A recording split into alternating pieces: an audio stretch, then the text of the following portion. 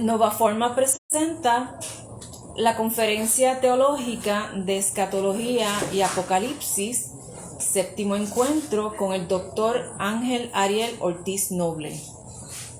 Muy buenas tardes, hermanas y hermanos. Nos encontramos convocados en este espacio de Mesa Fraterna de las Ideas para compartir inquietudes en relación a la exégesis y la hermenéutica de uno de los libros más complejos y más abstrusos de lectura y desmenuzamiento dentro de todo el canon de los libros antiguos, siempre como parte de la iniciativa de diálogo interconfesional e intercultural que trata de promover este espacio de trabajo. Partimos de tres premisas fundamentales que rigen la totalidad del proyecto cultural y psicoespiritual de Novaforma, y la primera es que todo lo sabemos entre todos. Un planteamiento del autor Paulo Freire que nos ubica en una mesa de algún modo redonda de las ideas y donde el conocimiento no es algo que se imparte de una manera asimétrica y vertical desde alguien que sabe y alguien que no, sino una aventura compartida en la que incluso los especialistas pues comparten lo mejor de su saber y se hace un diálogo de construcción del conocimiento. Un diálogo incluso desde el silencio, porque como hemos planteado en otros momentos, el silencio puede ser un estado de apertura muy elocuente y puede ser una experiencia de disposición al diálogo y participativa. También llevamos el planteamiento de Leonardo Boff, que plantea que nadie es tan rico como para que no pueda recibir algo de alguien, ni nadie es tan pobre como para que no pueda darle algo a alguien. Nos colocamos nuevamente en un espacio homogéneo de simetría. Y también el díptico, que para mí es la síntesis magistral de la cognición, de la motivación y del aprendizaje humano, del poeta Goethe, que logra en la síntesis de este gran díptico en poesía llevar el planteamiento de que si tratas a los demás como lo que son, los haces ser más de eso que son. Pero si tratas a los demás como si ya fueran lo que podrían llegar a ser, los hace ser más lo que deberían ser. En ese sentido, pues, hay planteamientos hasta del sacerdote jesuita Antonio de Melo, que decía que la experiencia del amor era tan maravillosa porque, a diferencia de la experiencia socrática, pero un poco más, no solo lograba sacar del interior del ser humano lo que le era intrínseco al ser humano de sí mismo, de su naturaleza con la que se había desconectado, sino que podía incluso hacer que llegara a ver en el interior y en el centro del ser humano lo que no le preexistía con anterioridad a lo que la mirada del amor, la mirada fundamentalmente de la incondicionalidad del ágape cristiano, podía lograr hacer en la experiencia del amor. También quería, en relación a lo que es uno de los grandes retos ya a un nivel conceptual, filosófico y teológico, es poder entender cuando nos estamos adentrando en trabajos y en cuerpos lingüísticos y textuales en donde abunda y permea y el centro de la experiencia es el símbolo. Un símbolo no es un concepto, un símbolo no es una metáfora, un símbolo no es una alegoría, es una fundación de la literalidad, de un campo de sentido, y en nuestra experiencia semántica de la experiencia de estos textos es un elemento revelado y recibido. En ese sentido, pues es una de las grandes luchas que tenemos las personas que tratamos de, en este momento histórico, tratar de esclarecer la naturaleza específica de lo que se trata, el elemento humanístico de poder establecer el valor de los textos sagrados, que se pueda entender la diferencia cuando se está trabajando un tipo de planteamientos que no pueden lograr una reducción conceptual de lo que están queriendo o pretendiendo decir en el lenguaje, porque siempre el lenguaje es sumamente precario, sumamente aproximativo y de continuo pues nos traiciona, y por eso van a ver la manera en que magistralmente el ponente de hoy pues va buscando ese esclarecimiento y ese desmenuzamiento minucioso de todos y cada uno de los símbolos y del entramado conceptual de símbolos que están ocurriendo ahí. También quería leer un pequeño poema que me parece que puede abrir un poco este espacio que de por sí es una aventura de la poesía en función de la revelación. Soy el armonioso por excelencia, coronado por faraones, me fui lejos y sigo siendo temido. En la cabeza retirada de los gestos beatíficos descanso. Permanezco en el fuego de las leyendas como la catarata de los círculos. Organizo la sintaxis de la noche y el esplendor cuando las manifestaciones fatigadas de fingir se detienen. Fecundé el embrión de la memoria y la uva de las divinidades. A los almuecines humildes di milagros llanos y praderas a los bisontes silvestres. Soy como el río que une dos orillas o puede dividirlas. Vivo en la biografía de la piedra negra, una cápsula de paredes verbales que será muerta por lapidación. Puedo ser en la noche de una lectura pasiva. Personificándome en las arenas metaforizo un oasis y en el buen humor de los cielos lluevo para la verde frondosidad de los árboles. Quepo en toda enumeración y en los destinos de guerra y vida. Rijo la casa de los momentos cruciales en la bipolaridad de los ánimos. Flecha de misterios atravesando el espacio hacia ninguna parte. Un planeta sol soy con los ciclos lunares incluidos y sus órbitas. La capacidad de quienes todavía sonríen al asombrarse. Lo que no saben los creyentes de iglesia, que soy héroe sin aventura. Abarco las conjugaciones del modo subjuntivo levantando una pirámide. En la hormiga que sueña con ser abeja y en el gato que envidia al anfibio. Intención del amor desde las células. Sed del paraíso entre hebras de deseo. Hallazgo fértil en el cómputo de una herencia escondida en una hélice química. El que vestido de hombre admira a Cristo a pesar de mucho intentar lo contrario. Me extinguí en dinosaurios de otras eras y mi rastro íntimo es fósil para tus contemporáneos. Me creen el modelo de historias infantiles, llanto de erróneos antepasados. Descúbreme entre los que van al exilio, en la residencia del insomnio. Amo lo que es distinto desde mi atelier en la cúspide. Todos los autores virtuales no me superan en delirios. Cada apetencia de inmortalidad simbólica muevo como mareas de océano. Voy diluyendo fronteras imaginarias en voluntario cautiverio hacia formas. Acontece el cansancio del viaje al final y dispenso garantías de una invisible misericordia. Al reinar el silencio de cada noche, apago lámparas y enciendo duendes. Les permito la serenidad laboriosa de trabajar como si un destino fuera posible. Cualquier cosa efímera me plagia los misterios. En la sangre de Dios, otro y poético. Ayer fui, luego seré, ahora soy. Fluyo escondido entre tus manos, acariciando los signos que tú has parecido escribir. En el fondo más radical de todo lo que existe, soy tú mismo.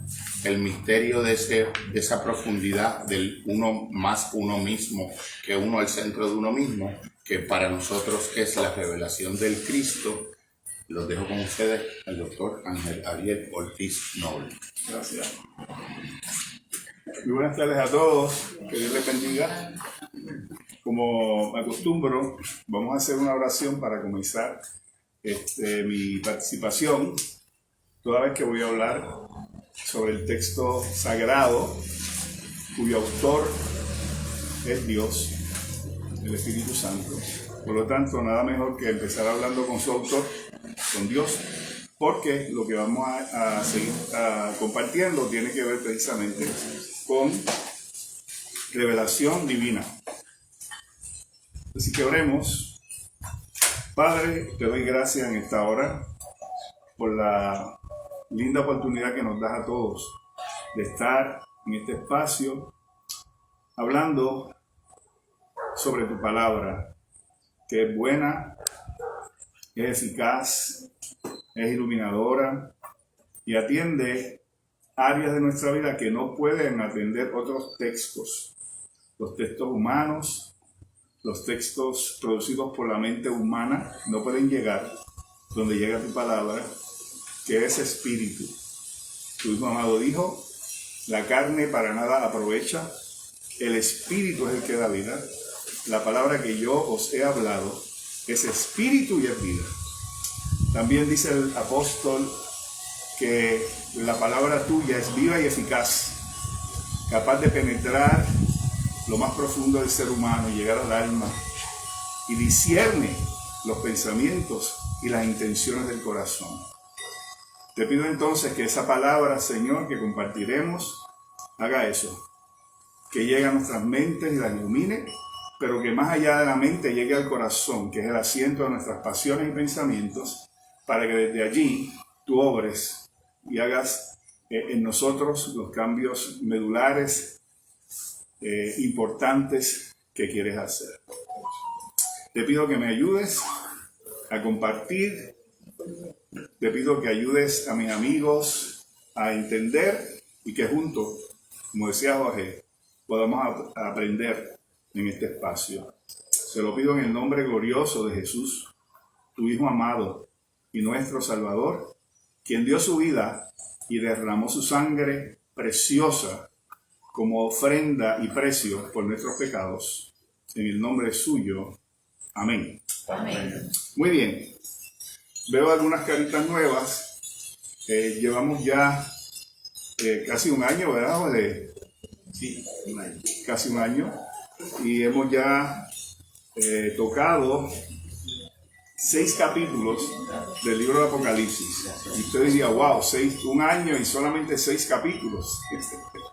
Es que esto pues hay que comérselo poco a poco, como un buen steak, ¿verdad? Que usted lo pica, lo degusta y luego pica el otro cantito. Pues así hay que degustar la palabra de Dios y particularmente un libro como el Apocalipsis, que como dijo Jorge en la introducción, pues hay símbolos, hay tipos, hay lenguaje del Antiguo Testamento y demás. Quiero siempre indicar cuando empiezo que esta exposición la hago desde el punto de vista de lo que soy, un ministro evangélico, ¿verdad? Yo podría haber tomado cursos de doctorado, etcétera, etcétera, haberme recibido como doctor en teología, pero eso, más allá que una preparación académica, pues yo lo quiero llevar como un compartir la palabra de Dios lo más sencillo posible, para que todos podamos entender, podamos interactuar en la experiencia. El capítulo 6 de Apocalipsis nos habla de unos sellos que fueron siendo quitados de un libro. Ya habíamos visto que ese rollo es el rollo que contiene, o el libro que contiene, o el pergamino que contiene los acontecimientos del fin. Solamente había una persona digna para remover esos sellos, y esa persona digna es Jesús, el Hijo de Dios, porque Él fue el Cordero de Dios inmolado, o sea, sacrificado por los pecados de la humanidad, y eso lo hace digno. Es el único capaz, el que tiene el privilegio de develar el fin de la historia, porque al fin y al cabo, Él la comenzó, por ser el Verbo de Dios. Así que habíamos visto rapidito, los primeros 4 sellos tenían que ver con la era militarista en la que estamos viviendo desde los primeros siglos de la era cristiana, y las consecuencias de ese militarismo, que era muerte, hambre, desolación, enfermedad, carencia económica, etcétera, etcétera. Luego el 5º sello nos presenta la realidad de que durante esta época y como consecuencia de los poderes adversos a la iglesia, hay gente que ha dado su vida por el evangelio, los mártires. Entonces nos presenta un cuadro de aquellos mártires cuya sangre está clamando por justicia. Y esa justicia la vamos a ir viendo poco a poco, ya cuando entremos en los capítulos 8 en adelante. El 6º sello nos presenta un cuadro proléctico o anticipado de lo que será el fin del mundo. Y esa porción de la escritura es la que voy a leer ahora, porque la tomo como una transición para continuar con el capítulo 7, el 8, etc. El texto se encuentra en Apocalipsis capítulo 6, versos del 12 al 16, el 6º sello. Miré cuando abrió el 6º sello, y he aquí hubo un gran terremoto, y el sol se puso negro como tela de cilicio, y la luna se volvió toda como sangre, y las estrellas del cielo cayeron sobre la tierra, como la higuera deja caer sus higos cuando es sacudida por un fuerte viento. y el cielo se desvaneció como un pergamino que se enrolla, y todo monte y toda isla se removió de su lugar, y los reyes de la tierra y los grandes, los ricos, los capitanes, los poderosos, y todo siervo y todo libre, se escondieron en las cuevas y entre las peñas de los montes, y decían a los montes y a las peñas: cae sobre nosotros, y escondednos del rostro de aquel que está sentado sobre el trono y de la ira del Cordero, porque el gran día de su ira ha llegado, y ¿quién podrá sostenerse en pie? Estos dos últimos textos son fundamentales para entender este texto. Y decía a los montes y a las peñas: caed sobre nosotros y escondednos del rostro de aquel que está sentado sobre el trono y de la ira del Cordero, porque el gran día de su ira ha llegado, y ¿quién podrá sostenerse en pie? Así que Juan lo que está planteando en este momento, una vez se abre el sexto sello, él ve en visión, como dije, de una manera anticipada el día del juicio, cuando de una manera simbólica nos presenta las estrellas cayendo del cielo, el cielo enrollándose como un pergamino, la tierra conmoviéndose. Son expresiones que siempre se usaban en el Antiguo Testamento para identificar una visitación divina, principalmente en juicio. ¿Ok? Y eso es lo que ve Juan, el juicio de Dios. Y es tan solemne y tan sobrecogedor que los poderosos y los grandes de la tierra, que siempre han pretendido tener el sartén por el mango, ¿no? Los mandamás de la tierra, tiemblan ante la presencia de aquel que los va a juzgar, al punto de que se esconden en las cuevas y piden morir, pero no pueden, ante la presencia del que está sentado en el trono, que es el Padre Celestial, y del Cordero, que es el Hijo. Así que esa es la estampa que nos está presentando Juan aquí. Así que estamos ante el final de la historia humana. Lo que está viendo Juan en ese sexto sello, que no es el final, lo que él está viendo anticipadamente es el final, porque el final lo vamos a ver al final, en el capítulo 19 y 20 y 21. Estamos al final de la historia humana y estas señales cósmicas anuncian el retorno de Cristo. El terremoto escatológico era un elemento clave en el apocalíptico antiguo. En Apocalipsis, ambos aspectos se encuentran. La imaginería del Sinaí. El Sinaí fue el monte donde Dios hizo un pacto con el pueblo judío y fue central de la historia judía, porque Dios se manifestó en ese monte. Y cuando usted lee el libro de Éxodo, Moisés describe esa visitación de Dios en el monte.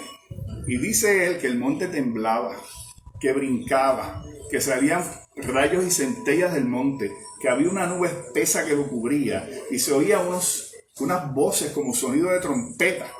Y eso era una forma de Dios manifestarse, porque estamos hablando del Dios todopoderoso, infinito, que nadie puede ver ni ha podido ver, y estaba manifestándose frente a ellos para dejarle ver que ese Dios quería hacer un pacto con ellos. No era cualquier cosita, era el Dios todopoderoso. Así que cuando leemos aquí que la imaginería del Sinaí, enriqueciendo la centralidad del estremecimiento del cosmos mientras Dios concluye la historia humana, resultando al final la liberación de su pueblo.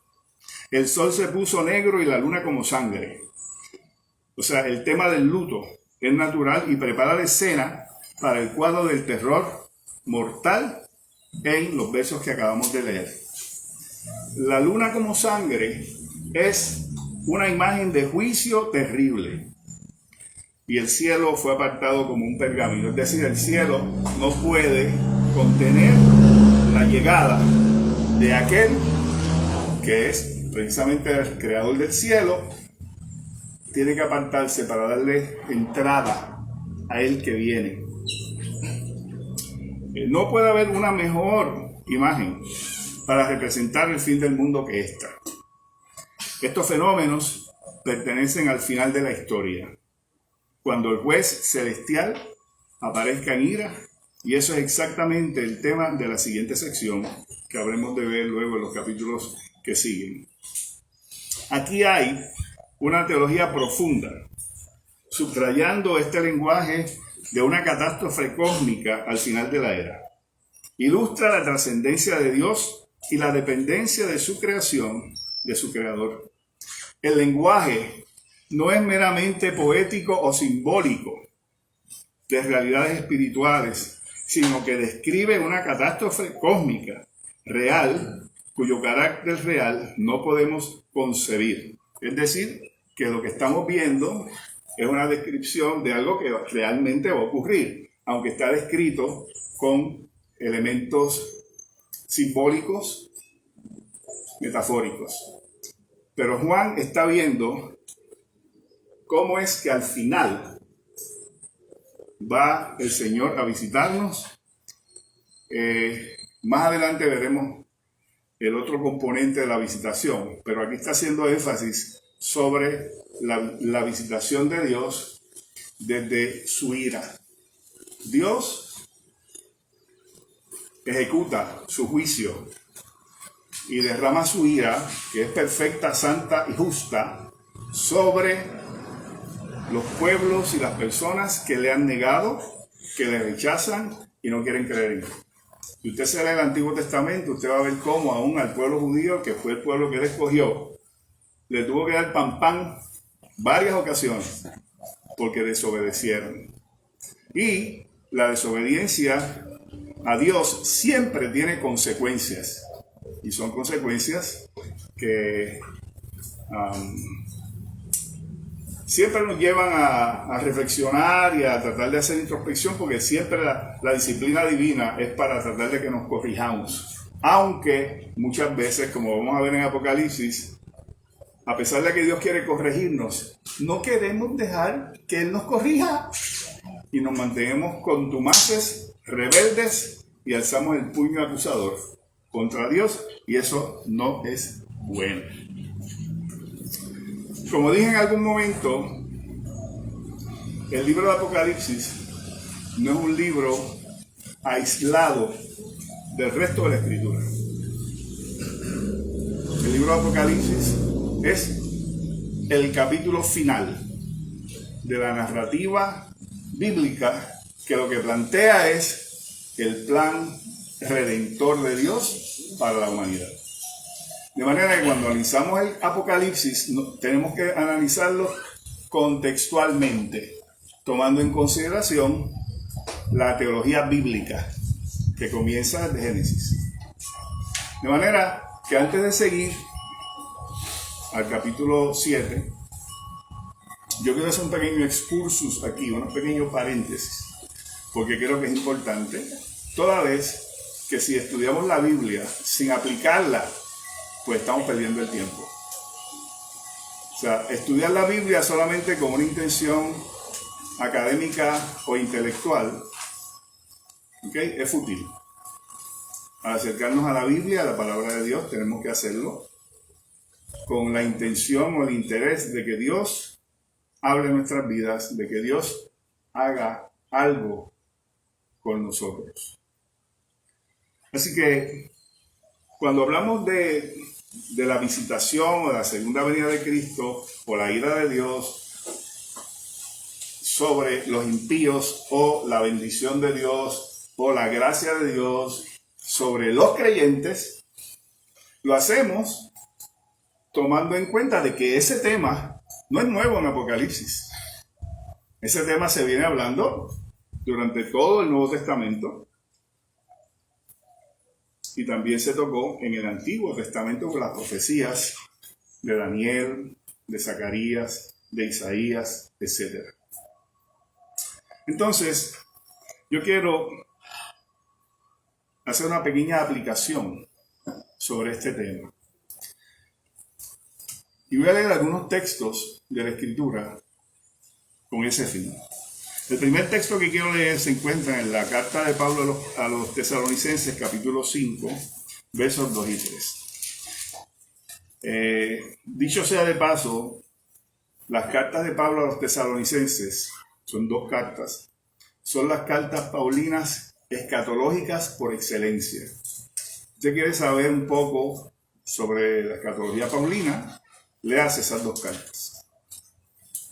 Que obviamente no son las únicas cartas en las que Pablo habla de escatología, pero esas 2 cartas abundan. Tesalonicenses, la primera y la segunda. En este caso voy a leer primera de Tesalonicenses, capítulo 5, versos 2 y 3. El 2 y el 3. Que dice así. Se está Pablo dirigiendo a la iglesia de Tesalónica, que fue una iglesia que él fundó. ¿Okay?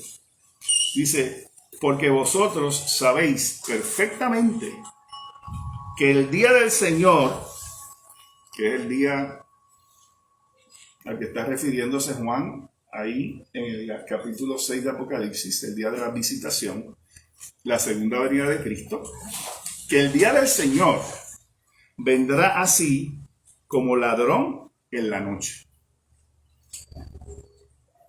Y esto lo que quiere decir es que viene de súbito, sin avisar.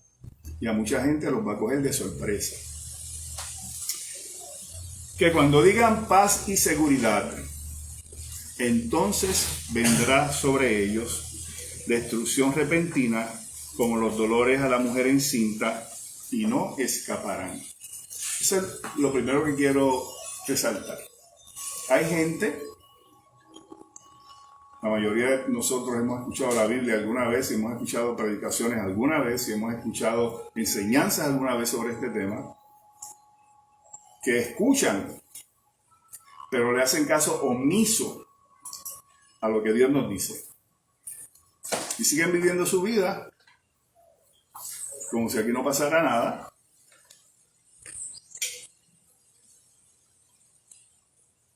Sin tomar en consideración esas realidades.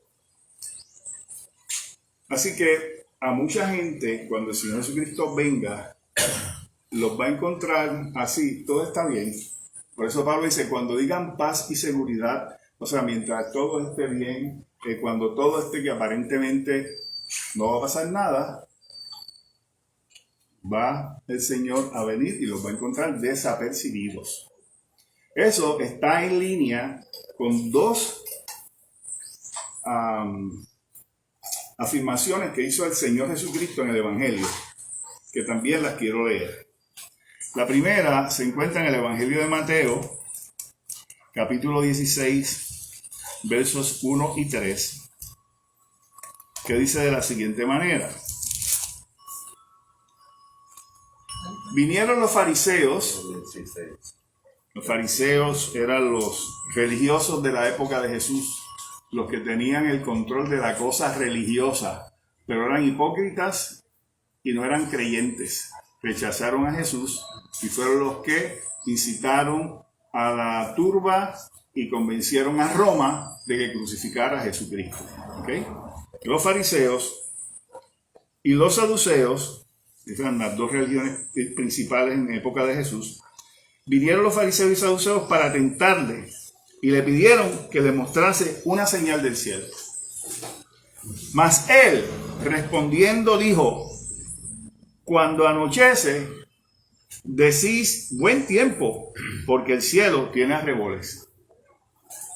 Y por la mañana, hoy habrá tempestad, porque tiene arreboles el cielo nublado. Hipócritas, que sabéis distinguir el aspecto del cielo, mas las señales de los tiempos no podéis. O sea, el Señor Jesucristo dice, ustedes saben cuándo viene tormenta y cuándo va a llover y todo, porque hay unas señales. Sin embargo, las señales de los tiempos, que en ese momento, ellos tenían que tener la capacidad de identificar quién era Él, basado en las señales que Él hacía, en las predicaciones que él Él daba la enseñanza que él proyectaba en los milagros, todo eso. De hecho, uno de los fariseos, llamado Nicodemo, fue a él de noche y se entrevistó en privado. Nicodemo era miembro del Sanedrín, que era el cuerpo gobernante de los judíos en esa sociedad. Y era gente prestigiosa, conocedora del Antiguo Testamento, de la Biblia hebrea. Y él dijo: sabemos que has venido de Dios, porque nadie puede hacer las cosas que tú haces si Dios no está con él. Ese fue Nicodemo y dijo: sabemos. Quiere decir que el resto del Sanedrín lo sabía, pero el único que entendió la señal de los tiempos fue Nicodemo. Y se entrevistó con Jesús y Nicodemo se convirtió. Porque al final, cuando Cristo es crucificado, él y José de Arimatea van donde Pilato y le pidieron el cuerpo del Señor para enterrarlo. Quiere decir que Nicodemo fue uno de los que vio las señales de los tiempos y creyó.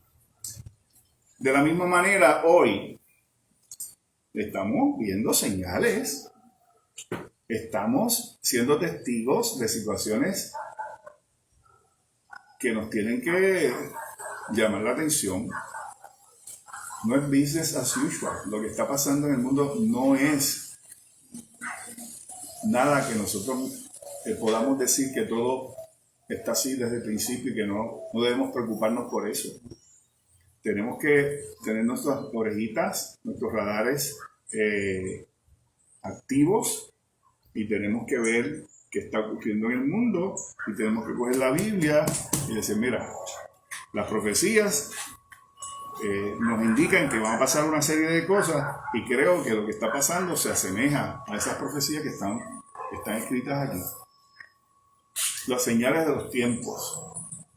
Y no necesariamente me refiero a algunas guerras o algunas situaciones aisladas, sino que estoy hablando de cosas que están afectando la comunidad universal, la comunidad mundial. Actualmente hay una intención por las naciones de la Tierra de tratar de formar, de consolidar un gobierno mundial único. Hay una agenda para eso. Ahí están las Naciones Unidas, la Organización Mundial de Salud, ahí está metido el Foro Económico Mundial, ahí está metida la OTAN y un montón de entidades y instituciones económicas prácticamente que están forzando eso. Claro, eso en los medios noticiosos de aquí no se cubren. Hay que ir a otro sitio a buscar esa información, porque los medios oficialistas no lo traen, pero uno tiene que ir un poquito más allá y nos vamos a dar cuenta cuando uno llega a medios que son confiables también, que nos muestran esas cosas que están pasando, y nosotros decimos: vamos a ir a Apocalipsis 13, que lo vamos a ver, la bestia, el falso profeta, y todo eso como que se está alineando en esa dirección. Y otras cosas, el martirologio prácticamente universal, la gente que está dando su vida por Cristo, el incremento de la maldad. Hay una cosa que Pablo dice en esta misma carta de Tesalonicenses: la apostasía, que es la negación consciente y voluntaria de Cristo, que no es otra cosa que el espíritu del anticristo. Todas esas cosas están pasando. Pero si nosotros decimos: no me interesa, pues quizás algunos de nosotros vamos a ser sorprendidos con la segunda venida de Cristo. Así que hay señales. La Biblia nos dice que hay señales, y las señales las estamos viendo. Lo otro es que Jesús le dijo a sus discípulos de la siguiente manera en Lucas, capítulo 17, los versos del 26 al 30. Apúntenlo para que después lo busquen, porque si no lo apuntan, después se le olvida. Lucas 17, 26 al 30. Dice así: como fue en los días de Noé, así también será en los días del Hijo del Hombre.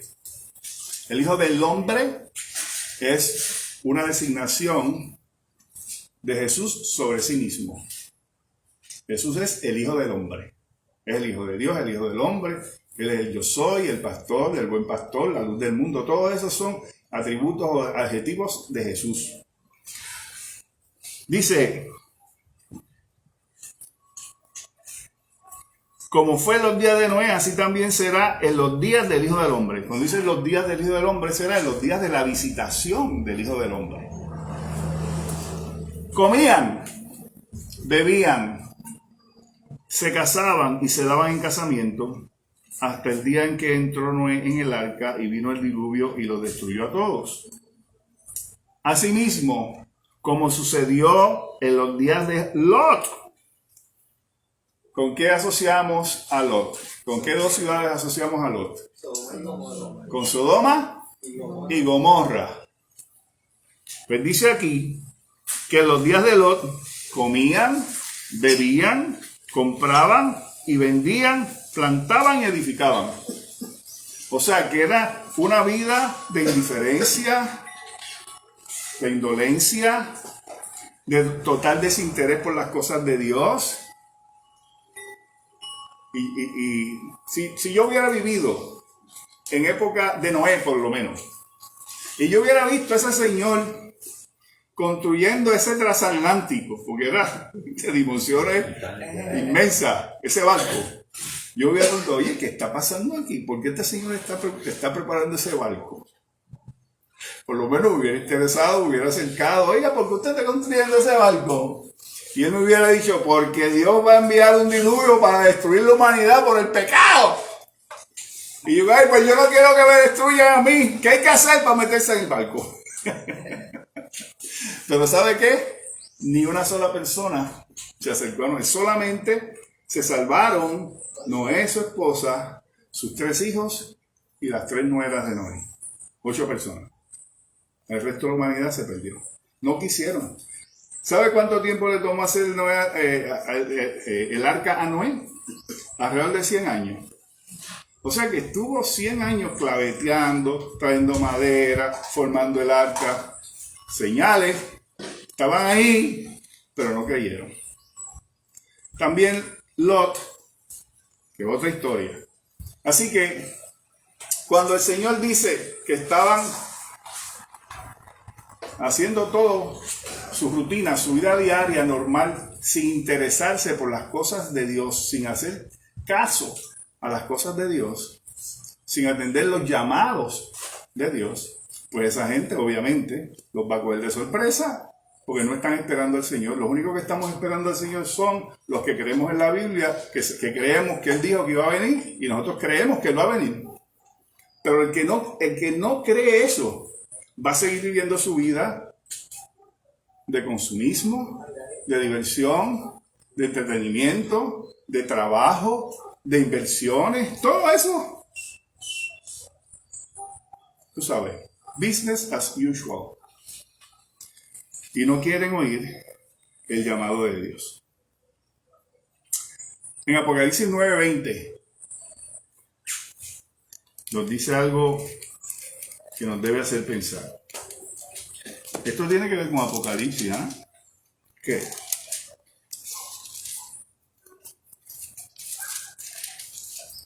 Apocalipsis 9:20, miren lo que dice, o escuchen lo que dice. Y los otros hombres que no fueron muertos con estas plagas, porque durante las plagas y los juicios va a morir gente, ni aún así se arrepintieron de las obras de sus manos, ni dejaron de adorar a los demonios y a las imágenes de oro, de plata, de bronce, de piedra y de madera, las cuales no pueden ver, ni oír, ni andar. Así Así que es un caso triste. Y no se arrepintieron de sus homicidios, ni de su hechicería, ni de su fornicación, ni de sus furtos. Porque los juicios de Dios sobre el mundo tienen un propósito redentor. Dios quiere despertarnos. Cuando vemos lo que está pasando, uno dice, wow, espérate, ¿qué estará pasando? Eso no nos despierta. Nos debería despertar. Cuando vemos lo que está pasando en Turquía, en Siria, en Ucrania, cómo se está recomponiendo la geopolítica, cómo están las naciones, Rusia, Estados Unidos, China, los grandes poderes de la tierra, reconformándose. Todo eso nos tiene que poner a pensar. Dios quiere llamarnos la atención aún en medio de los juicios. Pero muchas veces seguimos pecando y seguimos en nuestros propios caminos en abierto desafío al llamado de Dios. Así que en todo esto hay una exhortación por parte del Señor. Atender a la invitación de Dios al arrepentimiento y entrega a Cristo. Eso es lo que el Apocalipsis, in a nutshell, en una cápsula, no es otra cosa que un libro que nos presenta el llamado de Dios para adorar a Dios y al Cordero, que es Cristo Jesús. Un llamado para aliarnos con Él, porque al final del día, al final del libro, lo que Dios quiere es visitarnos para darnos salvación eterna. Porque cuando lleguemos al capítulo 21 de Apocalipsis, vamos a ver que el final de la historia humana es que Dios nos quiere volver a llevar al paraíso, al Edén, al principio. O sea, que terminamos al principio, en cielo nuevo y tierra nueva. En una tierra restaurada, una tierra libre de todo el mal que ha venido sobre ella a causa del pecado y de nosotros mismos. Eso es Apocalipsis. No es el libro ese tenebroso que no queremos leer porque nos asustamos, porque habla de monstruos, de bestias, que habla de langostas gigantes, con cara de león, con cola de escorpión. No, esos son símbolos. Pero el mensaje neto del libro de Apocalipsis es, oye, el Cordero venció, Cristo venció. Vengan, entréguense a mí, porque al final, los que lo hagan, vamos a vivir eternamente en un reino hermoso de paz, justicia y equidad. Ese es el mensaje de Apocalipsis. ¿Okay? Entonces, dice la Biblia, pero Dios, habiendo pasado por alto los tiempos de esta ignorancia, ahora manda a todos los hombres en todo lugar que se arrepientan. Eso está en Hechos 17:30, hablando Pablo. Al oír esto, se compungieron de corazón y dijeron a Pedro y a los otros apóstoles, varones hermanos, ¿qué haremos? Pedro les dijo, arrepentíos y bautícese cada uno de vosotros en el nombre de Jesucristo para perdón de los pecados y recibiréis el don del Espíritu Santo. Hechos 2, del 37 al 38. Los que han leído el libro de los Hechos saben que ese fue el outcome, el resultado de su primer sermón del apóstol San Pedro, el apóstol líder, cuando predicó en Pentecostés. Y lo que predicó causó compunción de corazón. ¿Qué vamos a hacer? Pero le contestó. Finalmente, y sacándolos les dijo, señores, ¿qué debo hacer para ser salvo? Ellos dijeron, cree en el Señor Jesucristo y serás salvo tú y tu casa. Hechos 16, 30 al 31. Este es el caso de Pablo y su acompañante Silas que fueron encarcelados porque estaban predicando el evangelio en Filipos y los metieron presos. Y allí en la cárcel, en el calabozo de más adentro, con cepos en las manos y grilletes y como si fueran los criminales peores de los presos que estaban allí, empezaron a cantar y a orar y a alabar a Dios a las 12 de la noche. Y en medio de su cántico y su adoración, Dios se metió allí, tembló la cárcel, tembló el edificio, las cadenas se le cayeron, los cepos se le cayeron, las puertas de la cárcel se abrió y el carcelero, cuando despertó que estaba dormido, vio que las puertas de la cárcel se habían abierto y se iba a matar. Porque en aquella época la política oficial penal era que si a ti se te escapaba un preso, tú tenías que pagar con tu vida la vida del preso. Y cuando Pablo, que estaba allí, vio que el carcelero iba a matarse, le dijo: ¡no! Todos estamos aquí, nadie se ha ido. Y entonces el carcelero hizo ¡uy! Y salió corriendo. Fue donde Pablo y cayó de rodillas. ¿Qué tengo que hacer para ser salvo? Cualquiera, yo lo hubiera hecho también. Y Pablo le contestó eso: cree en el Señor Jesucristo y serás salvo tú y tu casa. Así que ustedes van a notar que en la Biblia siempre Dios nos está llamando al arrepentimiento. Nos está llamando a que nos acerquemos, porque Dios sabe más que tú y más que yo. Y sabe que eso es lo mejor. Ese es el estado ideal del ser humano. La experiencia suprema del hombre es la experiencia de conocer a Dios y dejar que Él nos conozca. Así que este excursus, este paréntesis, lo quise traer porque es importante saber que el propósito del libro no está desconectado del propósito de los otros libros de la Biblia ni del plan de Dios. Es el mismo. Es toda la narrativa que va fluyendo desde el Antiguo Testamento hasta el final del libro sacro, que es la Biblia, con el libro de Apocalipsis. ¿Está claro eso hasta ahí? Sí. ¿Alguna pregunta? Muy bien. Vamos entonces a entrar al capítulo 7. Y en el capítulo 7 vamos a ver que va a haber un paréntesis entre el sexto sello y el séptimo sello. Todavía no se ha abierto el séptimo sello. Todavía el libro no se ha abierto completo. Porque recuerden que es un pergamino que está sellado. Se han removido 6 sellos, pero falta uno. Por lo tanto, el pergamino no se puede abrir todavía. Falta el séptimo. ¿Pudieras explicar el detalle para beneficio de quienes no entiendan la parte material de lo que es el sello, el pergamino, lo que era abrir, lo que lo habías explicado en otros momentos, pero hay personas que no okay. estaban? Sí.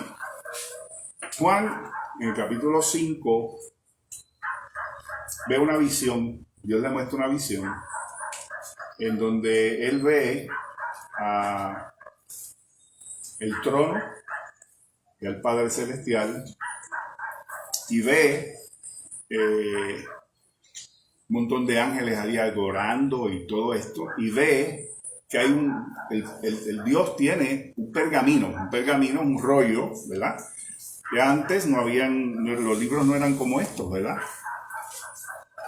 Eran papiros, unos rollos, y se sellaban cuando se quería preservar su contenido íntegro. Y Dios tenía ese rollo en su mano.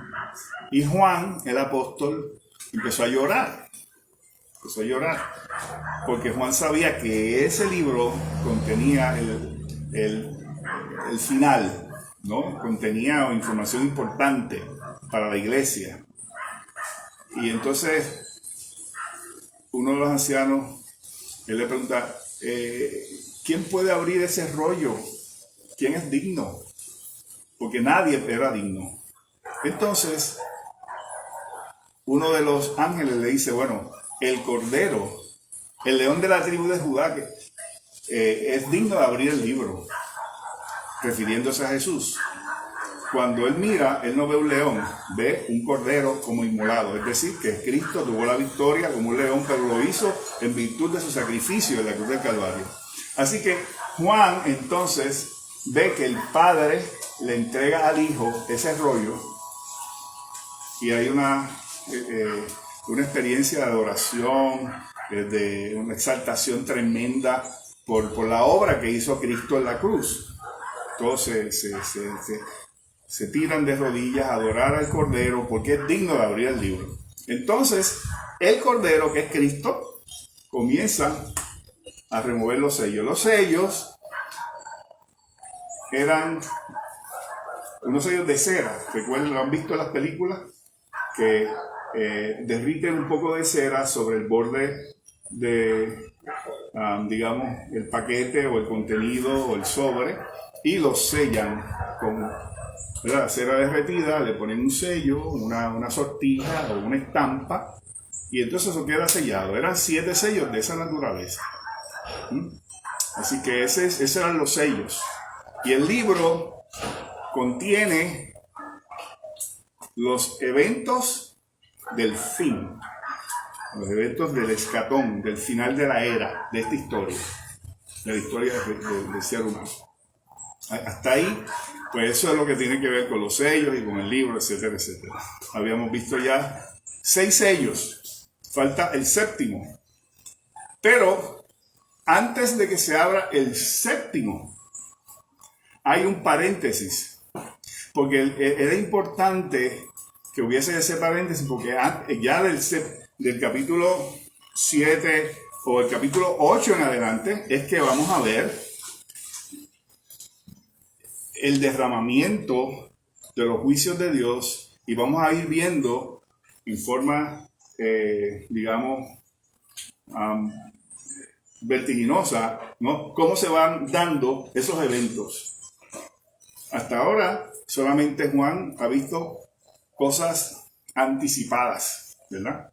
Pero todavía no se ha abierto el libro, por lo tanto Juan no está viendo todo lo que va a pasar al final, en más detalles.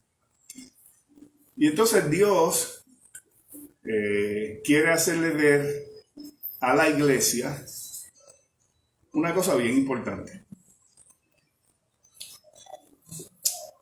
Les recuerdo a los que ya hemos estado aquí y los nuevos quiero que sepan que el libro de Apocalipsis fue escrito para la iglesia. No fue escrito para un grupo especial de personas elegidas, iluminadas, especiales, que eran los únicos que podían entender ese libro, ¿no? Como todos los otros libros, el libro de Apocalipsis fue escrito para la iglesia. Si usted quiere saberlo, va a Apocalipsis capítulo 1 y 2 y va a ver que Dios le dice a Juan, escribe lo que ves y envíalo a las iglesias para que lo lean. Y decía, bienaventurado el que lee y escucha lo que está escrito en este libro. Así que fueron para iglesias históricas, que están también indicadas en el capítulo 2 del libro de Apocalipsis. Obviamente, como toda palabra de Dios, el libro de Apocalipsis también tiene palabra de Dios para nosotros.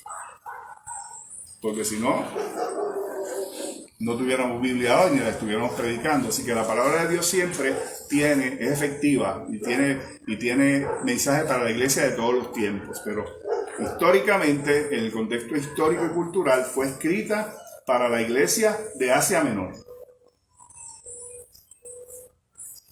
Y todo lo que Juan ve fue escrito.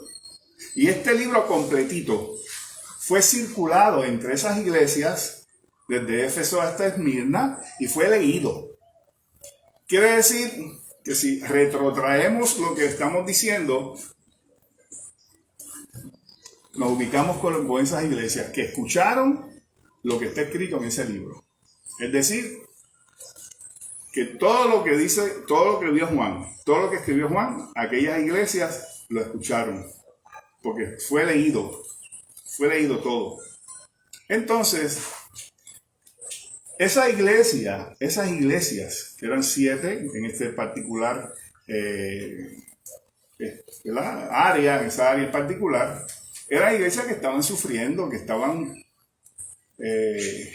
sometidas a mucha presión política, económica, social, porque eran creyentes. Y los creyentes, los cristianos, siempre han vivido en contracultura.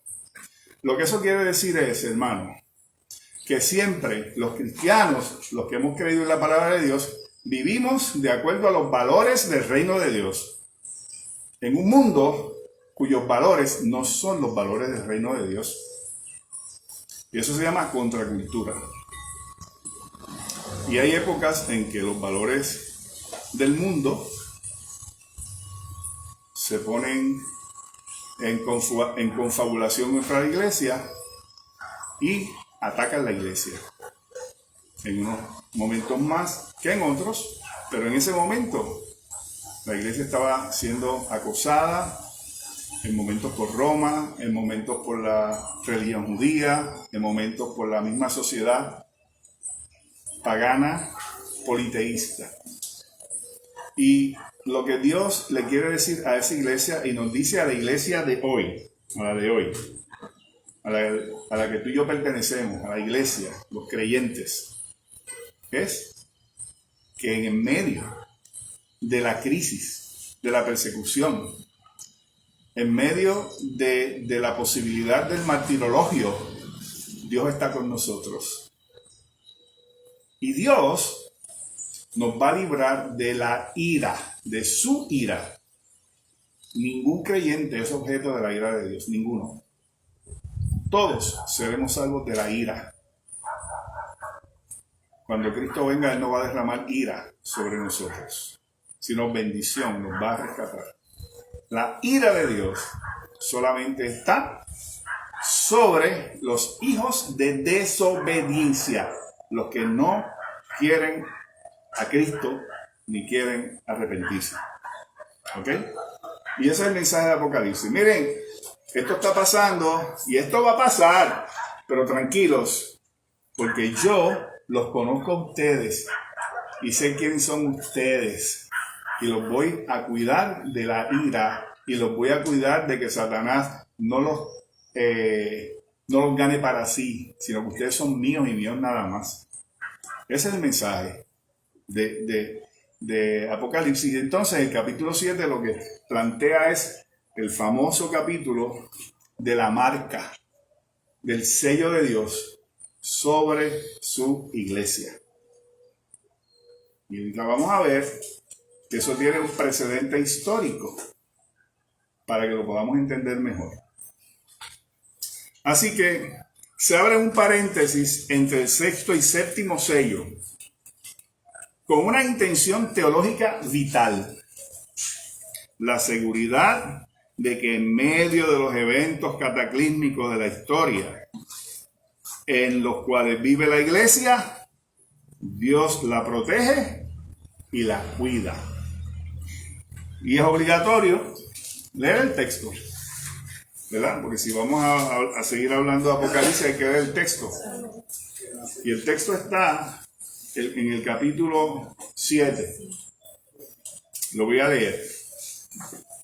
Dice: después de esto vi a 4 ángeles en pie sobre los 4 ángulos de la tierra, que detenían los 4 vientos de la tierra para que no soplase viento alguno sobre la tierra, ni sobre el mar, ni sobre ningún árbol.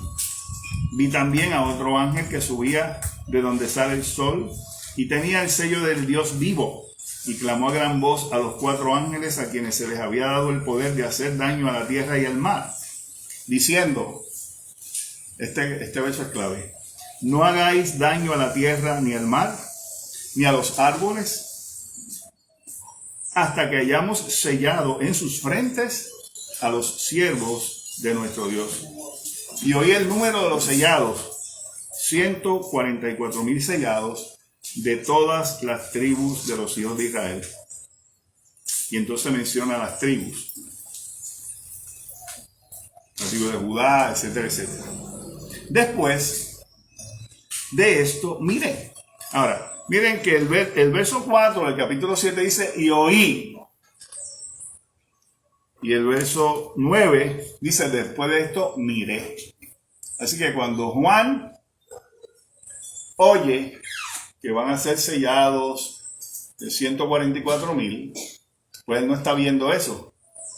Sin embargo, ahora dice, después de esto miré, y he aquí una gran multitud, la cual nadie podía contar, de todas las naciones y tribus y pueblos y lenguas que estaban delante del trono y en la presencia del Cordero, vestidos de ropas blancas y con palmas en las manos, y clamaban a gran voz diciendo, la salvación pertenece a nuestro Dios, que está sentado en el trono, y al Cordero. Y todos los ángeles estaban en pie alrededor del trono, y de los ancianos y de los 4 seres vivientes, y se postraron sobre sus rostros delante del trono y adoraron a Dios. Para los nuevos que no habían venido aquí todavía, los ángeles, los ancianos, los 4 seres vivientes son figuras angelicales de la cohorte divina. ¿Okay? Y cada uno de ellos tenía una función, pero los 4 seres vivientes simbolizan la creación plena. Los 24 ancianos son figuras angelicales que representan la iglesia. Y el resto de los ángeles, que son trillones y trillones y trillones, estaban allí. Y su función final era reconocer la gloria de Dios y adorarle y bendecir su nombre. Esos son los personajes que están allí alrededor del trono. Obviamente está el Dios de Godhead y está también el Cordero, como lo ve Juan. Dice entonces,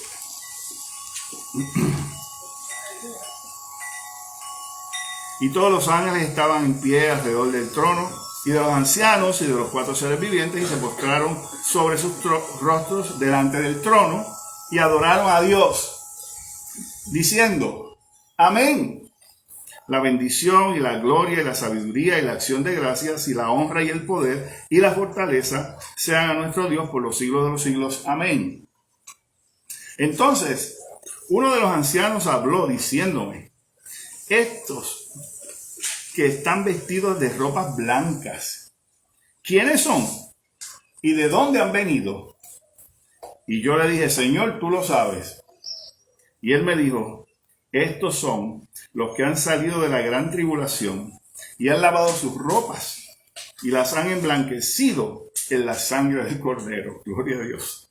Por esto están delante del trono de Dios y le sirven día y noche en su templo, y el que está sentado sobre el trono extenderá su tabernáculo sobre ellos, y ya no tendrán hambre ni sed, y el sol no caerá más sobre ellos, ni calor alguno, porque el Cordero que está en medio del trono los pastoreará y los guiará a fuentes de aguas de vida, y Dios enjugará toda lágrima de los ojos de ellos.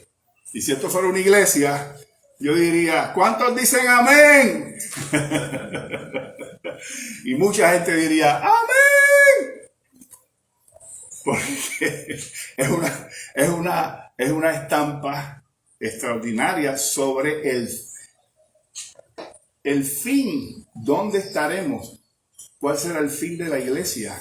¿Dónde aparecerá la iglesia? Pues al final, en una experiencia gloriosa, como dice ahí. Bueno, vamos a ir entonces picando el filete poco a poco. Lo primero que oye Juan es que Dios le dice a los ángeles ejecutores de la ira, los que van a, ¿verdad?, encargarse de comenzar a derramar su ira, que en primer lugar la van a derramar sobre la naturaleza. O sea, la naturaleza va a comenzar afectándose y ya se está afectando. De hecho, el mar, los cuerpos de agua dulce, la vegetación, todo esto se va a afectar. Más de lo que se ha afectado hasta ahora. Porque cuidado que nosotros hemos hecho daño al sistema, ¿okay?, al ecosistema. Pero durante los juicios finales, eso va a incrementar. No, ya no por la mano del hombre, sino directamente por los juicios que Dios va a derramar. Y Dios le dice, no empiecen todavía porque hay algo que hacer. ¿Qué es lo que hay que hacer? Hay que sellar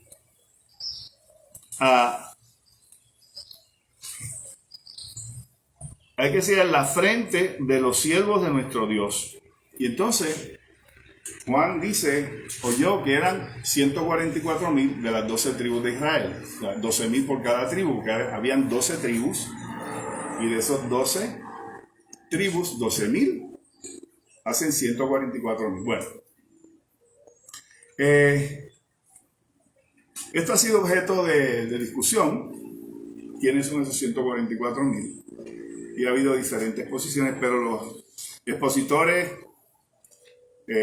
digamos, más serios sobre este aspecto, sin contar, obviamente, aquí no estamos contando la interpretación de otras sectas no cristianas, no ortodoxas, como los testigos de Jehová, ni los mormones, y tampoco los adventistas, coinciden en que los 144,000 es una figura simbólica el pueblo de Dios universal, del pueblo de Dios universal. Es decir, la iglesia a partir del Antiguo Testamento hasta el Nuevo Testamento.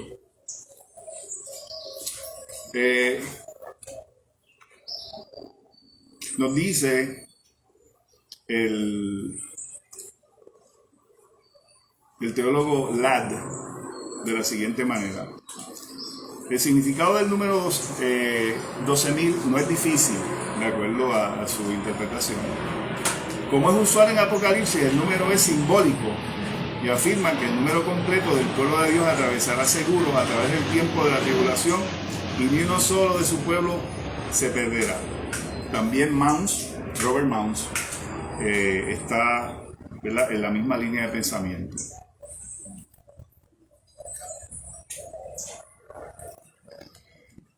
Algunos comentaristas, hay una escuela de interpretación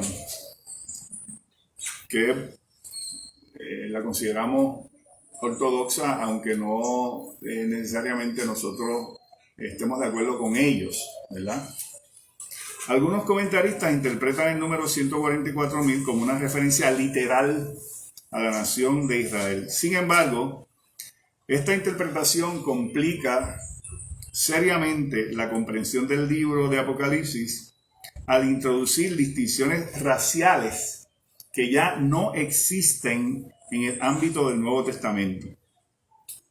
Es decir, Jesucristo echó por tierra la pared que dividía a los judíos de los gentiles. Ya no hay dos pueblos, ya no hay un pueblo judío, un pueblo gentil, ahora somos un solo pueblo en Cristo Jesús. O sea que las barreras raciales y étnicas desaparecieron cuando Cristo vino y ahora somos un solo pueblo, el pueblo de Dios. Tal explicación, la explicación de que son los 144,000 literales de judíos, no tiene en cuenta el hecho histórico de que 10 de las 12 tribus desaparecieron en Asiria. En el 722 a.C., el imperio asirio invadió las 10 tribus del norte, habían 10 en el norte de Israel, las 10 tribus del norte, y las llevó cautivas, los exiliaron de su tierra y se mezclaron con el resto del mundo.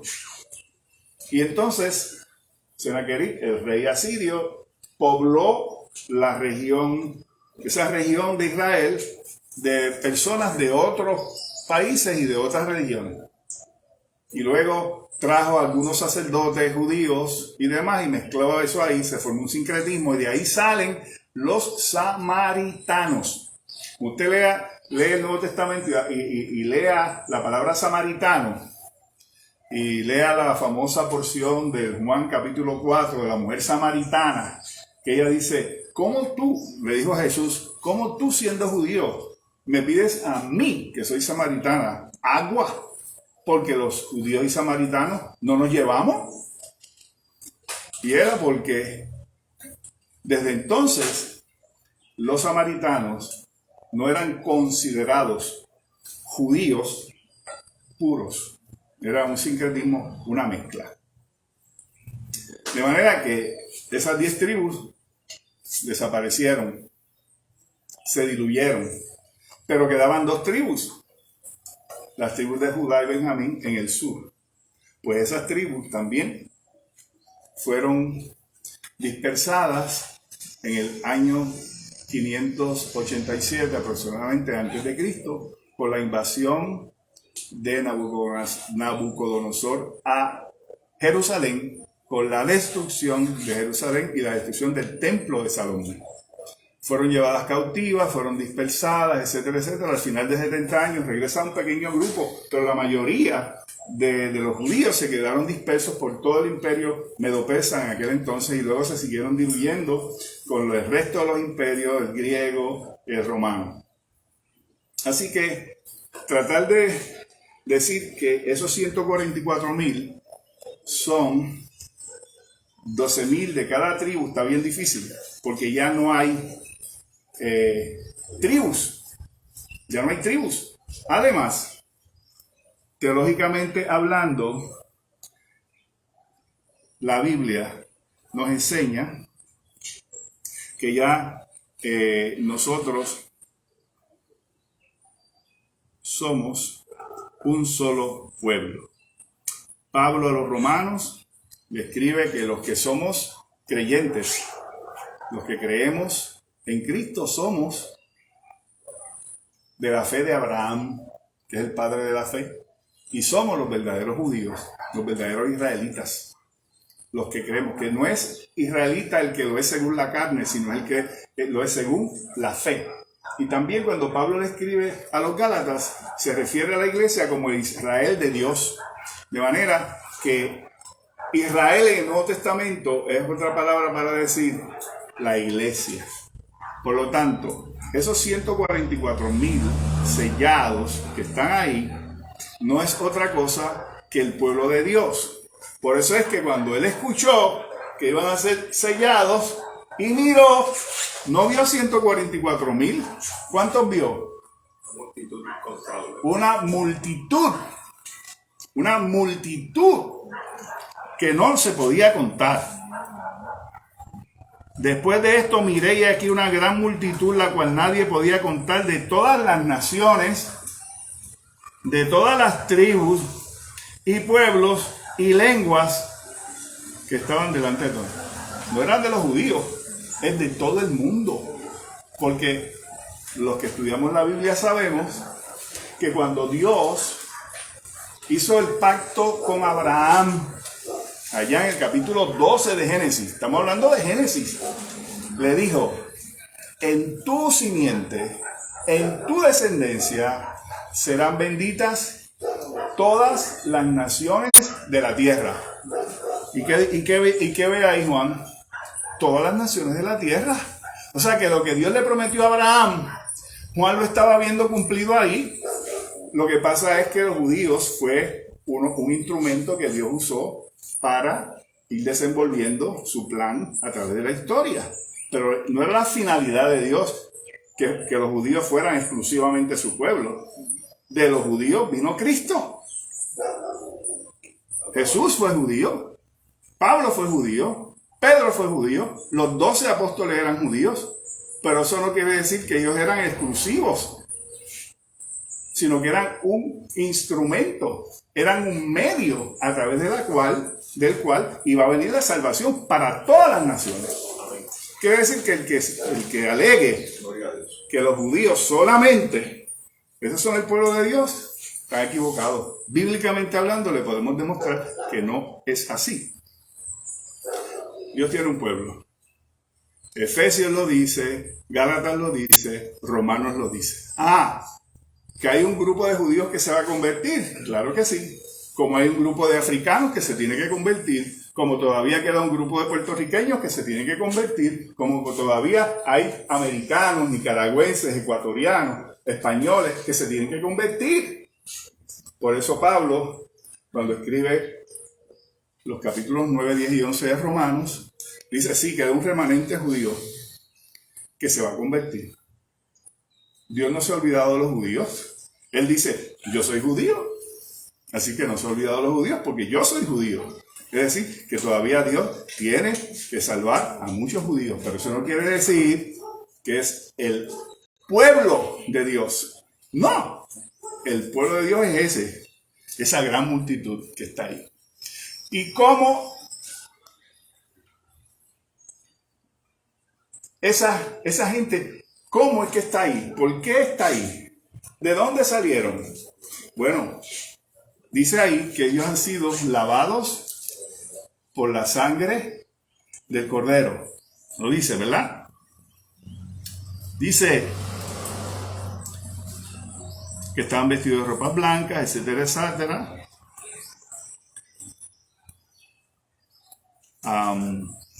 Verso 14. El verso 14. Gracias. Dice, Señor, tú lo sabes quiénes son, tú lo sabes. Y él me dijo, estos son los que han salido de la gran tribulación y han lavado su ropa y las han emblanquecido en la sangre del Cordero. Son los que han creído en Cristo por la fe. Es una expresión que se dice los lavados con la sangre del Cordero. Lo que quiere decir es que han creído en la obra sacrificial de Cristo, han aceptado a Cristo y reconocen que su sacrificio es exclusivo para salvarnos de nuestros pecados. ¿Ok? Ahora, dice, estos han salido de la gran tribulación. La gran tribulación es otro tema interesante escatológicamente hablando, porque se menciona en la Biblia.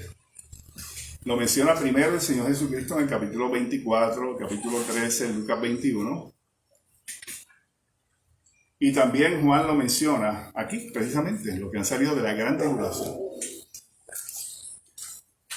Desde mi punto de vista, la gran tribulación de Mateo 24, Marcos 13 y Lucas 21 fue una gran tribulación que se dio históricamente para el pueblo judío, que nunca recibió ni aceptó al Señor Jesucristo. De hecho, Juan, el apóstol, el mismo que escribió Apocalipsis, en el capítulo 1 de Juan dice, a los suyos vino, refiriéndose a su pueblo, mas los suyos no le recibieron. Mas a los que le recibieron, a los que creen en su nombre, les dio potestad de ser hechos hijos de Dios. Quiere decir que los suyos, su pueblo, en aquel entonces, rechazaron a Jesús. ¿Ok? Y cuando Jesús entró triunfalmente a Jerusalén, en lo que llamamos la entrada triunfal, una semana antes de su crucifixión, luego que Jesús entró, lloró sobre Jerusalén. Y le dijo, Jerusalén, Jerusalén, tú que matas a los profetas y destruyes a los que te son enviados. ¿Cuántas veces quise juntarte como la gallina junta sus polluelos y no quisiste? Si al menos hoy supieras lo que significa mi presencia aquí. Y más adelante le dijo a los discípulos, ¿ustedes ven todo esto que está aquí? El templo tan bonito, todos los ornamentos, todo esto va a ser destruido. No va a haber piedra sobre piedra que no sea destruida. Y eso se cumplió literalmente en el año 70 de la era cristiana, cuando Tito, el general Tito, con las tropas romanas entró a Jerusalén y destruyó Jerusalén, el templo y todo lo que había ahí, y se termina de una vez por todas el sistema sacerdotal, sacrificial y litúrgico judío. Y ese evento Jesús lo denomina como una gran tribulación, como nunca ha habido ni habrá jamás. Lo que pasa es que los exégetas y los estudiosos de la Biblia creen y piensan, y yo creo eso también, que muchas veces la profecía tiene un componente histórico y un componente escatológico. Y que en este momento de la historia judía hay una superposición del tema de la gran tribulación. Uno que tiene que ver con la destrucción de Jerusalén y el templo, la gran tribulación, y está claro ahí, y yo me puedo sentar con alguien que quiera verlo en detalle, en otro foro por supuesto, ir poco a poco para que ustedes vean que eso es así. Pero la idea de superposición hubiera sí, te lo explico ahora. mini operacionalizar. Sí, sí. Entonces, ven otro componente, que es el componente escatológico, o sea, la parte del fin. Y eso se llama la perspectiva profética. Ok. La perspectiva profética no es otra cosa que cuando una profecía es dada, esa profecía podría tener dos elementos, pero por estar superpuestos, los dos elementos no se ven. Solamente se ve el del frente. Pero cuando usted hace así, usted ve el del frente y ve este. Y típicamente, esa perspectiva profética plantea que entre la primera, cara de la profecía y la segunda cara hay que un tiempo, transcurre un tiempo. Y lo mismo también ocurre con conceptos. Hay una profecía, tiene dos conceptos, pero usted ve el primero. Cuando hace así, ve que hay otro concepto que podría estar separado también por el tiempo, pero no necesariamente. Y ese es el caso de la gran tribulación. Desde mi punto de vista, hay una perspectiva profética en donde se aplica la destrucción de Jerusalén, pero entonces, cuando vamos a Apocalipsis, que se dice la gran tribulación, pues entonces está ahí el aspecto escatológico de esa visitación de Dios en juicio para los impíos, pero en bendición y gloria para los creyentes. Un ejemplo de la perspectiva profética es la profecía sobre el advenimiento del Mesías. Cuando los profetas del Antiguo Testamento hablaban de la venida del Mesías, que era Cristo, ellos lo veían como un solo acontecimiento, como un solo evento. Venía el Mesías a establecer su reino, pero no veían que detrás había un aspecto era escatológico para ellos porque era futuro, pero no veían el aspecto del tiempo en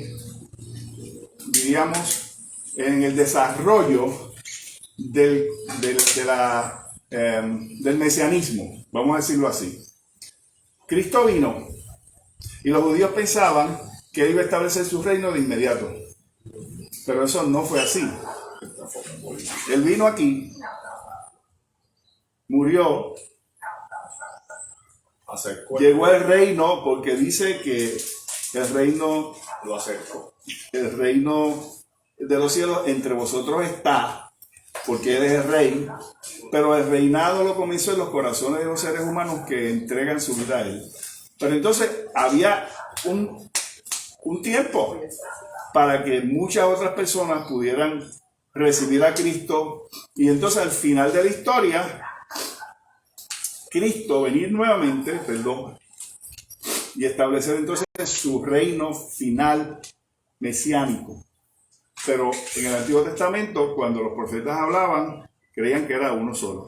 Por eso es que los discípulos, cuando Jesús resucita, le dicen: Jesús, ¿restaurarás el reino a Israel en este tiempo?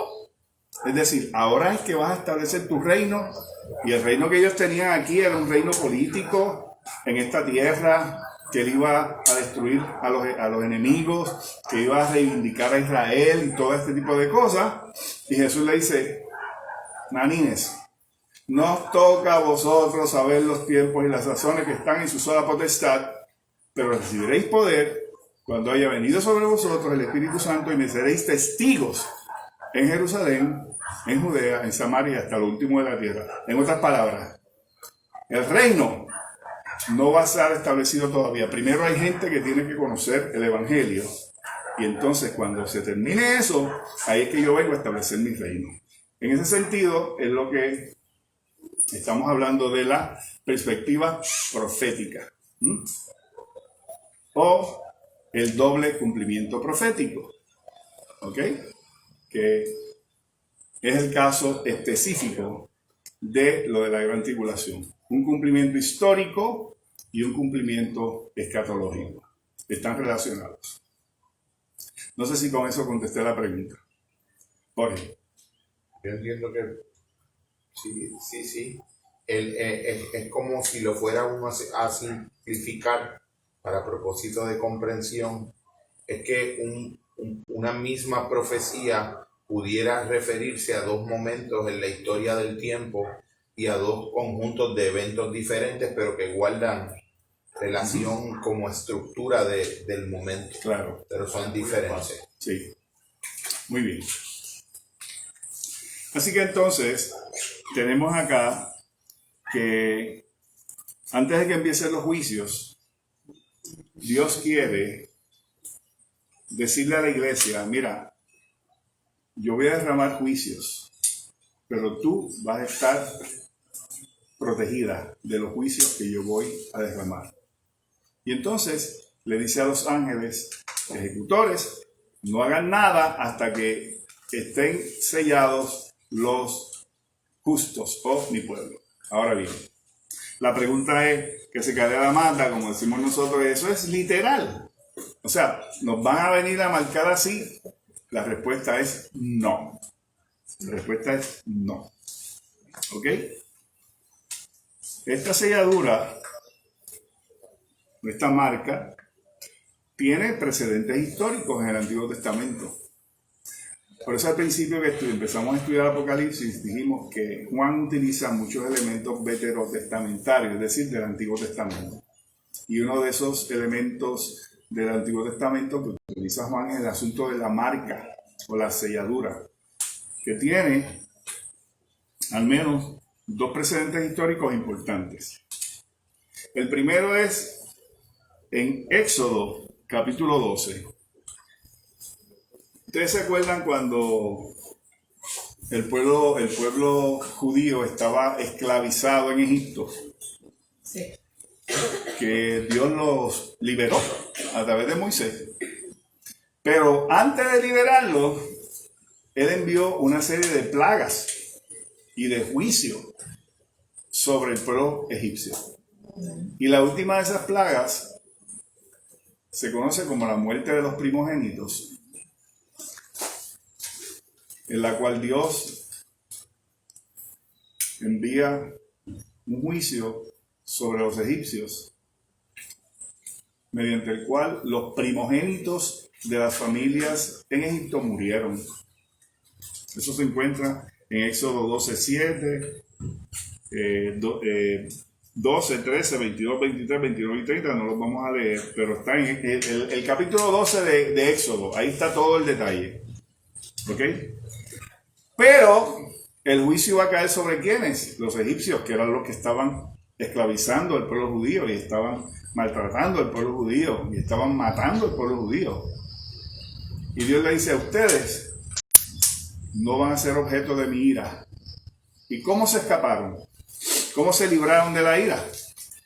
Dios le dice, ustedes van a coger un corderito, una oveja, la van a sacrificar y van a untar con la sangre de ese cordero, van a marcar los dinteles de la puerta de su casa. De manera que cuando venga el ángel destruidor y vea la sangre, en esa casa no va a haber muerte, va a pasar por encima. Y de ahí viene lo del famoso Passover. La Pascua surge ahí. El Passover era que venía el ángel de la muerte, al ver la sangre iba a pasar por encima de esa casa y no iba a haber muerte en esa casa. Así que todas las casas marcadas con la sangre del cordero se libraron de la muerte del primogénito. Y esos fueron los judíos. Esa es una marca. Y la sangre del Cordero es tipo de la sangre de Cristo. El Cordero Pascual es tipo de Cristo, del Cordero inmolado de Dios. Así que ese es el primer precedente histórico. El segundo precedente histórico se encuentra en Ezequiel capítulo 8 y capítulo 9. Ya el pueblo de Israel, después de casi 2000 años de historia, se había mantenido en una actitud de contumacia y rebeldía y pecado tal que llegó al colmo. Y Dios decide castigarlos primero a las 10 tribus del norte con Asiria y segundo a las 2 tribus del sur con Nabucodonosor. Y la primera incursión que hace Nabucodonosor en función de su, digamos, ¿verdad? Invasión para destruir Jerusalén, lo primero que él hace es que él deporta un grupo a Babilonia. Entre ese grupo está un profeta que se llamaba Ezequiel. Todavía Jerusalén no había sido destruida, ni el templo había sido destruido. Pero Dios le revela a Ezequiel que va a destruir al pueblo judío y va a destruir, va a arrasar con el templo. Pero le muestra una visión y le dice: mira lo que está pasando allí. Y en el espíritu Ezequiel ve el pecado y todo esto. Pero Dios le dice: no voy a destruir todavía hasta que el ángel destruidor que va a marcar, dice, el ángel primero tiene que marcar a todos los justos antes de que yo derrame juicio sobre Jerusalén. Así que ahí vemos también el mismo caso, en donde hay una marca, que es una marca figurada. No es que un ángel iba a venir y nos iba a poner una marca aquí, sino que Dios iba a identificar, a conocer, ¿ok?, quiénes eran los suyos. Primera de Tesalonicenses, capítulo 1, versos 10 y el 5-9, dice que los creyentes somos salvos de la ira.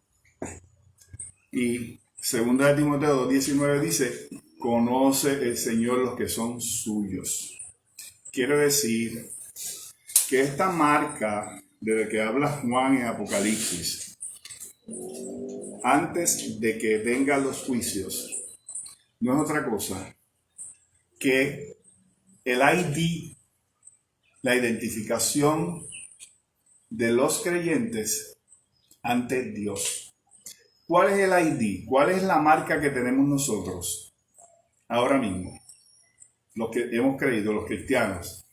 Número 1, tenemos el Espíritu Santo en nuestro corazón. La Biblia dice que somos sellados con el Espíritu Santo. Amén. Número 2, dice la Biblia en Apocalipsis 12 que hemos vencido a Satanás por la sangre del Cordero. Quiere decir que en forma espiritual Dios va a ver en nosotros la marca que Él nos dio, que es el sello del Espíritu y la sangre de Cristo sobre nuestro corazón. Ese es el sello. De manera que cuando vengan los juicios, derramarse sobre la tierra, Dios va a discriminar, Dios va a hacer diferencia entre los que son creyentes y los que no son creyentes. Porque no es cónsono con la enseñanza bíblica de que los creyentes y los no creyentes reciban lo mismo. Los que han creído en Cristo recibirán consolación al final. Los que no han creído en Cristo recibirán juicio y disciplina. Así que el capítulo 7, lo que está diciéndole a la iglesia, fíjense, imagínense que usted es la iglesia de Esmirna, que fue una de las ciudades a las que se le llevó el libro. Y ustedes están, ay Dios mío, todos esos juicios que van a caer sobre nosotros. Asustados, temblando. Taca, taca, taca. Ahí, porque esa gente no sabía leer. Le están leyendo. Y los sellos, y los caballos, y los jinetes, y los juicios. Y de momento Juan escribe, un momentito, tranquilos, que aunque viene juicio, ustedes van a estar marcados. Ustedes son el pueblo de Dios, ustedes no van a ser objeto de esa ira. Vino tranquilidad, y vino consuelo, y vino paz al corazón. Venía hablando con mi amado hermano, Paco, ese que está ahí, mi hermanito menor, este es mi hermanito, que está aquí, mi hermano menor, Paquito. En el camino acá, estamos hablando sobre las situaciones que están ocurriendo en el mundo. Y estábamos diciendo algo en esta misma línea. Que nosotros, cuando vemos lo que está ocurriendo, no nos llenamos de angustia, ni de temor, ni de ansiedad. Porque nosotros sabemos que esas cosas que están ocurriendo son parte de lo que iba a ocurrir. Son cosas que ya el Señor nos había advertido y que al final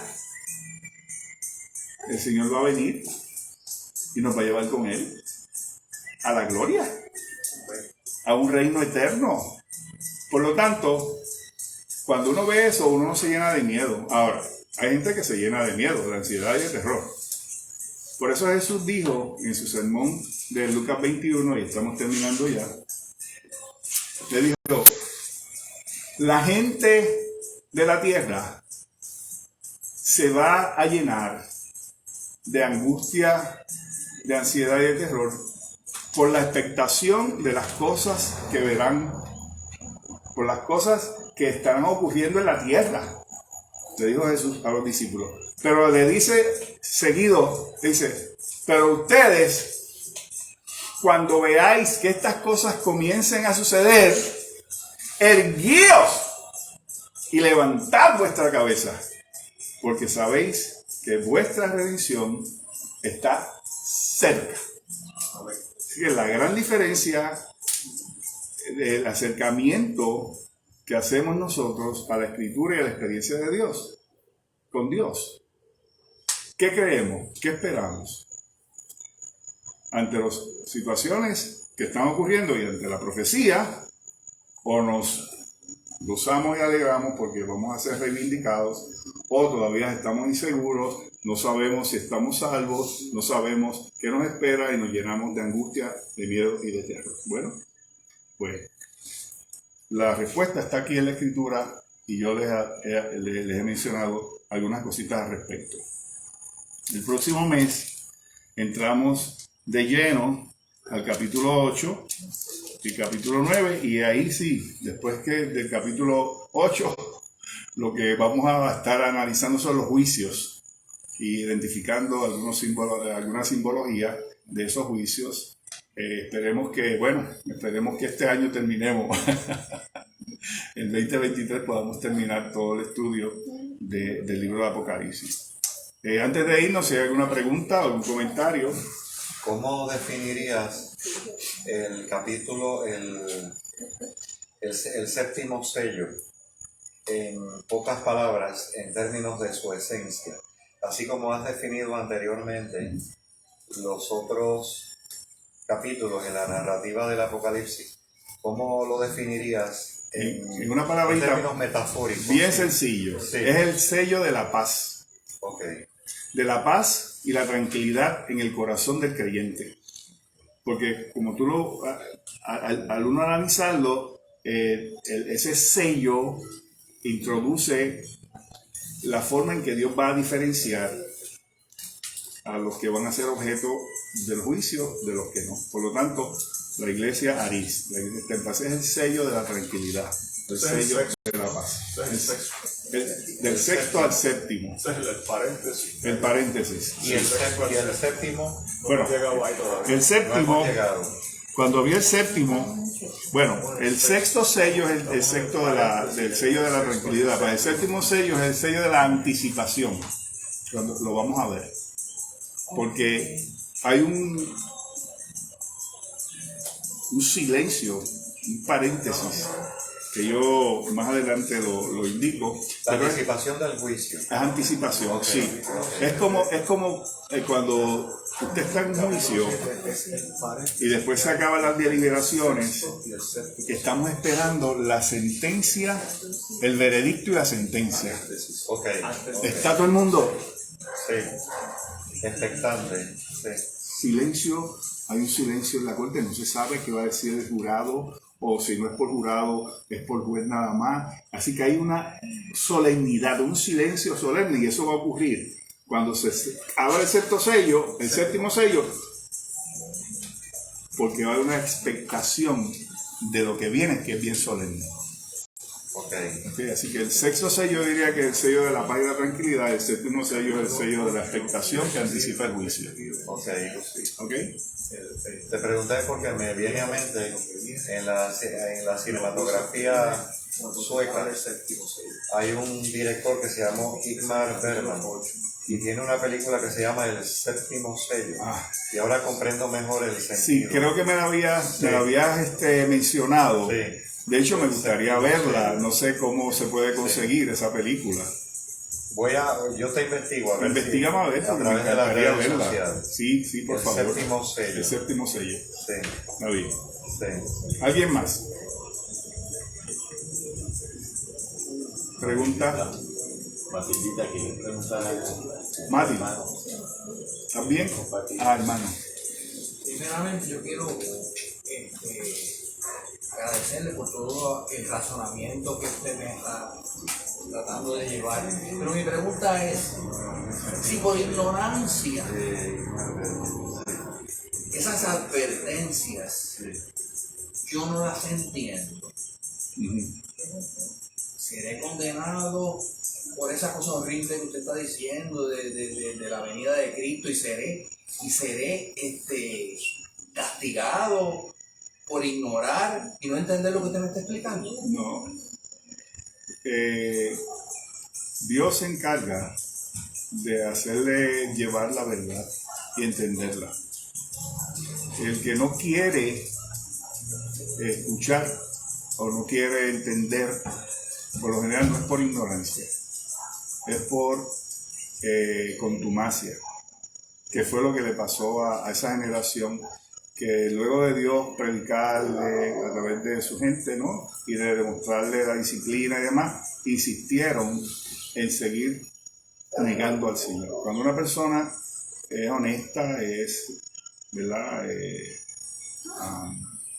digamos, Ama a su prójimo. razonable, etcétera, etcétera, y escucha el mensaje de Dios, que es para su bien, lo va a entender, lo va a aceptar, porque la realidad es que esto que estamos hablando del juicio y todo, ¿verdad?, es básicamente el epílogo de un proceso en el que Dios nos lleva. Recuerda que antes de Apocalipsis están los evangelios, ¿verdad? El amor del Señor, su vida, su pasión, su muerte, las enseñanzas paulinas y todo esto. O sea que una persona que se expone al evangelio y demás va a ser iluminado, va a ser aclarado, ¿verdad? Hay gente que no va a querer. Esa gente que no va a querer es la gente que se expone al juicio y al castigo, ¿verdad? Hay personas que para ellos estas cosas son nuevas, pero lo que uno espera para una persona que se expone por primera vez o es nuevo en estos aspectos es que preste interés y se vea motivado a seguir investigando, estudiando o escuchando, ¿verdad? Así que las personas que escuchan y se cierran no es por ignorancia, es por contumacia. El que es ignorante porque no conoce y escucha y ve que Dios le ama y le está dando una oportunidad, se abre y trata de inquirir un poco más. ¿Sí? Luis, compañero, ¿quieres compartir algo? Jehová, algo. De Nicodemo. Él era un sumo sacerdote. No, él no era sumo sacerdote, él era miembro del Sanedrín, del Pero cuerpo era gobernante. Rabino de rabino, ¿verdad? ¿Ah? Él era rabino de rabino. Él era maestro, pero no era sumo sacerdote. No, exacto, sacerdote no, perdón. Pero él era un maestro que tenía mucho entendimiento. Sí. Y en términos políticos religiosos, tenía un respeto bien grande. Correcto. Y él fue de los que, aún teniendo ese puesto y que tenía unos beneficios bien grandes de eso, o sea, realmente no era de que él lo pensaba así ni nada, era parte de la cultura. Y tenía unos beneficios por su puesto, todo eso, que para él era bien fácil ignorar lo que estaba aconteciendo. Pero él era uno de los que estaba bien despierto de lo que estaba sucediendo y todo el tiempo él se cuestionaba por qué esto está pasando. Cuando vio que Jesús liberó a María, que María fue, o sea, primero la llevaron a donde él, históricamente, y él fue bien humilde porque a él le dijo, mira, después de que fuiste a donde María se liberó, pero no fue él, y él lo sabía, él no se dejaba mentir, y él fue a donde ella y le dijo, pero yo te vi hace unos días, tú no estabas así, yo oré por ti, pero yo sé que no fue mi oración lo que te llevó ahí. ¿Qué fue lo que sucedió? Y ahí conoció sobre eso, más adelante. Y teniendo esa posición, que era rabino de rabinos, que venía la gente de todas partes a hablar con él para poder entender qué quería decir X o Y cosas. Y su humildad y el reconocimiento a lo que estaba aconteciendo históricamente le permitió poder transformar su vida. Amén. Muy bien. Gracias. Así que a pesar de su posición y su jerarquía y su prestigio en la sociedad judía, él se humilló ante el Señor y creyó en él. ¿Verdad? Muy bien. ¿Alguien más? ¿Alguna otra preguntita? ¿Duda? Pues entonces... Quería hacer una pequeña observación así como de cierre. Sí. El compañero, siempre pienso, y era un planteamiento que había en el elemento teológico, de que para la persona que elija creer, ninguna razón sería necesaria, pero para la persona que elija no creer, ninguna razón sería suficiente. Porque esto es una aventura que no es del intelecto, como el compañero planteó originalmente. Yo digo en mis apalabramientos clínicos que hay una línea divisoria muy, muy sutil entre lo que es no poder entender algo y no querer poder entender algo. Eso siempre, esa línea divisoria sutil va a pasar por el centro del corazón del alma humana, y desde una perspectiva existencialista que trasciende el elemento del abordaje intelectual de los textos, siempre va a llegar un momento en donde uno va a tener que posicionarse en general en un sentido existencial, y nunca lo va a poder hacer sintiendo que todo el despliegue argumental de la racionalidad sació por completo la totalidad de las inquietudes de la mente, porque las inquietudes de la mente se extienden al infinito del infinito en una horizontalidad en la que la mente puede vagar sin posicionarse, y que ese posicionamiento siempre va a encontrar fundamento en una postura, en un asentimiento, en un salto de fe, como decía el compañero Kierkegaard. Nunca va a ser el producto de una explicación doctoral. Yo lo digo en otro sentido, en los procesos de cambio en general. Decía esta semana que No, yo no he conocido a nadie que haya dejado de fumar porque leyó la advertencia del cirujano general de los Estados Unidos que está estampada en el dorso de la cajetilla de cigarrillo, ni nadie que haya dejado las bebidas espirituales porque haya leído un paper científico de algún departamento de química orgánica de algún recinto de ciencias médicas, ni alguna explicación magistral de PowerPoint. Tuve también en procesos de internado personas que podían explicar los procesos adictivos de un modo más fenomenal que un catedrático universitario, pero lo que no podían era dejar de ser adictos. Entonces, pues creo que esa es la línea que afina en el énfasis que el compañero hace, de que aunque sí hay un gran esfuerzo intelectual que el pensamiento teológico hace, si se queda en el divertimento intelectual, pues entonces uno haría de la teología un entretenimiento más intelectual y no un inquirir, no una búsqueda de algo que eventualmente pues van a ser posicionamientos que uno va a tener que hacer en el silencio de su corazón y de alguna manera. Amén. Sería todo. Pues gracias. Bueno, hasta aquí entonces la sesión de hoy. Le doy las gracias por su atención.